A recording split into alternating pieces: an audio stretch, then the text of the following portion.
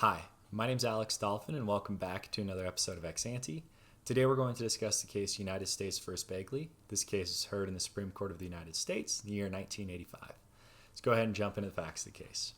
Mr. Bagley was charged and convicted 15 counts, violations of federal narcotics and firearms statutes.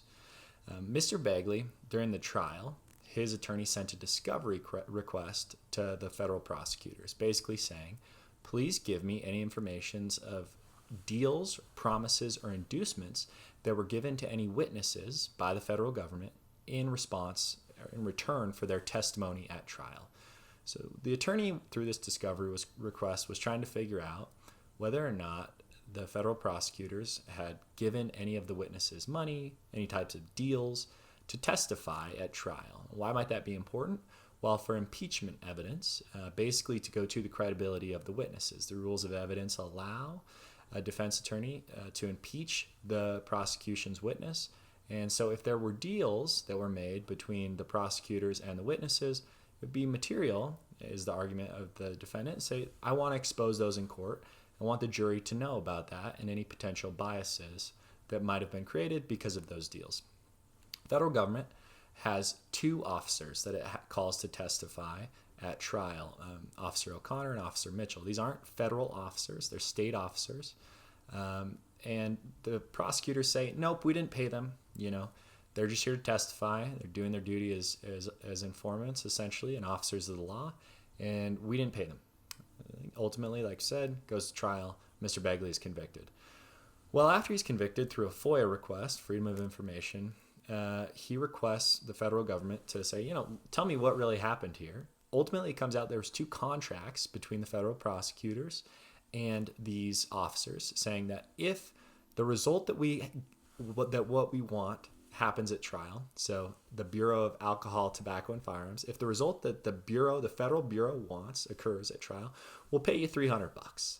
Seems like a deal, an inducement, and a promise to most reasonable folks, but the federal government and the prosecutors didn't feel like they needed to disclose that. So as you could imagine, of course, the defendant is irate, probably a little bit excited too when they find this. This is, in habeas, post-conviction relief, saying, let me out.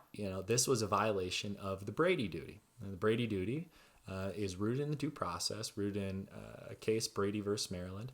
Essentially, what this duty imposes on prosecutors is to disclose all material exculpatory information to the defense. So the defendant, Mr. Bagley, is arguing here, you didn't disclose this material information. My conviction should be reversed.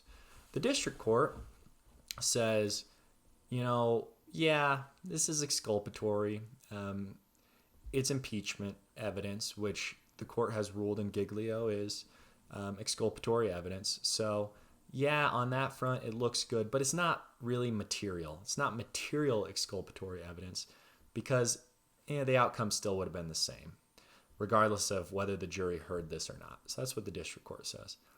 Now, the Ninth Circuit on appeal says, no, this has to be reversed.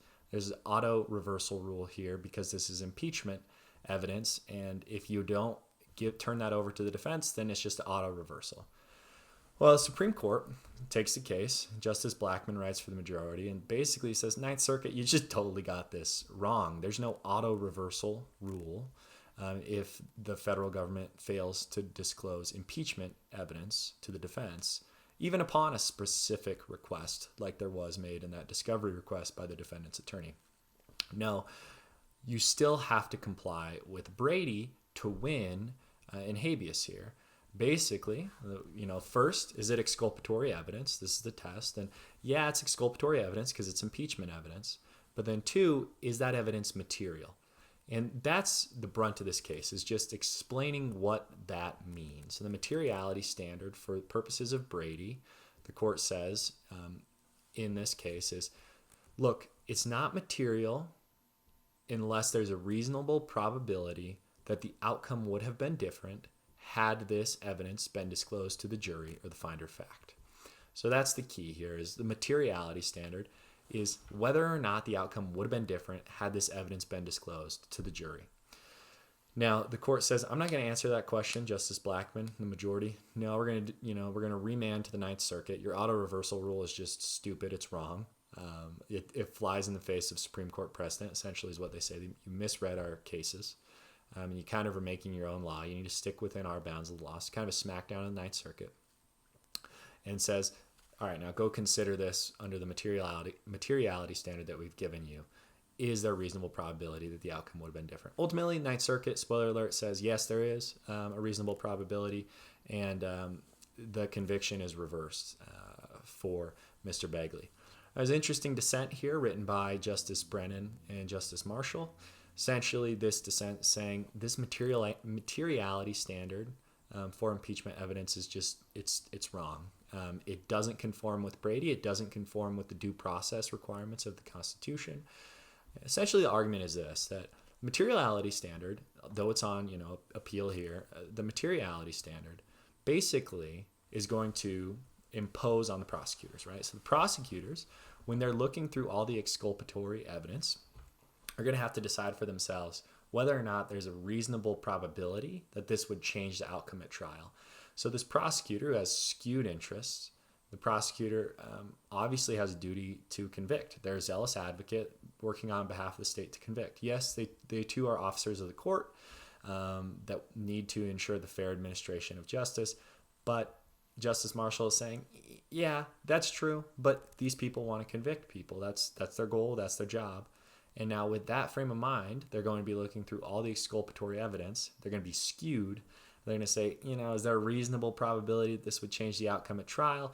If you're skewed, you might be doing a little balancing like this. You might say, nah, this isn't really going to impact things, essentially. And so then the court has to look at it afterwards, and there's a chance that, would it really have changed things? And so what Justice Marshall wants is, state due process and the Brady rule, they require you to disclose all exculpatory evidence. And when I say all, I mean all. I don't mean just, what you think is going to change the outcome with the jury or not. I want the prosecutors to disclose it all. Anything that would have a reasonable, that's reasonably within the scope of that trial. Any evidence that's reasonably within the scope of that issue needs to be disclosed. Ultimately, he says, but I understand that we have to have some appeal outcome. And it says this test would be, you would only reverse if you could find beyond a reasonable doubt that evidence would not have impacted the trial. So a much more defendant favorable standard. So I think that's what you see here. You see a majority that's a little bit more in the 1980s favorable to the prosecutors. And then you see a dissent here by two classic liberals saying, we need to, due process really means something. It really means that for a fair trial, when the state has all of the resources in its pocket, resources of the taxpayer, that they really need to be honorable and disclose everything to the defendant, not just what they think might be material to a jury. So as two sides of the coin, two sides of the debate. Very interesting case. Interested to hear your thoughts in the comments if you have any. Thanks so much for watching. I hope you enjoyed this video. If you'd like to see more, go ahead and hit that subscribe button. And I hope you have a nice rest of your day. Bye-bye.